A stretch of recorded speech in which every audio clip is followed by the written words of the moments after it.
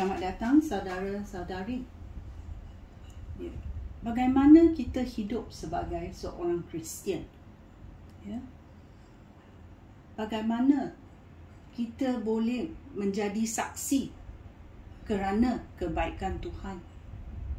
Ya, nombor satu, kita mesti sukacita untuk memberitahu bahawa Tuhan Yesus adalah penyelamat. Dia adalah Tuhan saya. Ya. Dalam Roma bab 9 ayat 10. Dia berkata,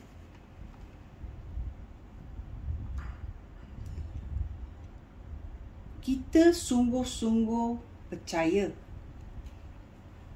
Kita diterima oleh Allah sebagai orang yang sudah berbaik semula dengan Tuhan. Ya. Kerana kita mengakui penyelamatan Yesus Kristus. Ya. Jika kita mengakui dia di hadapan orang ramai bahawa Yesus itu Tuhan, dan kita sungguh-sungguh percaya bahawa Allah sudah membangkitkan Yesus daripada kematian, kamu akan diselamatkan. Kerana kita sungguh-sungguh percaya, kita diterima oleh Allah sebagai orang yang sudah berbaik semula dengannya.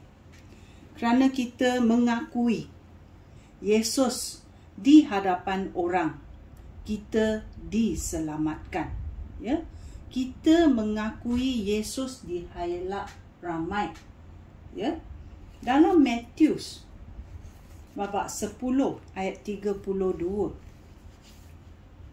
dan 33 berkata, ya, sesiapa mengaku dirinya pengikut Yesus Kristus di hadapan umum di hadapan ramai, aku iaitu Yesus Kristus pun akan mengakui dia di hadirat Bapa aku di syurga.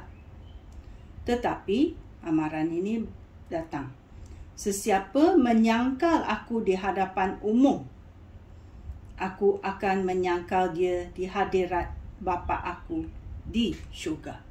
Ya, ramai yang mati kerana tidak mau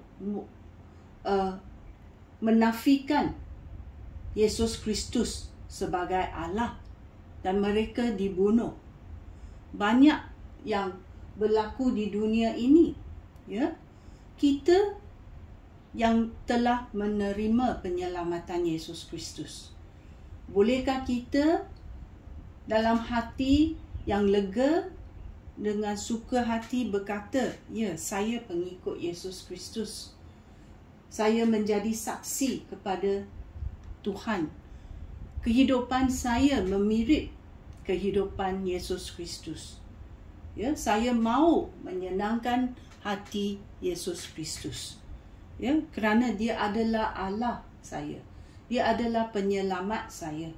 Oleh itu, kita mesti bersuka hati bila kita mengakui Yesus adalah Tuhan di hadapan ramai.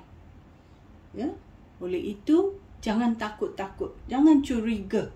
Ya, kerana di mana pun Tuhan akan melindungi kita, walaupun dalam saat-saat yang menderita. Ya, dalam gambar ini orang ini dibunuh kerana dia tidak mau menafikan kebenaran, iaitu Yesus Kristus adalah Tuhan, dan dia dibunuh. Ya, oleh itu kita tahu dunia ini ada dunia yang kejam, tetapi bila kita menerima penyelamatan Yesus Kristus, kita tahu hidup kita, ya, dilindungi oleh Tuhan, walaupun hidup atau mati. Sekian, terima kasih. Shalom.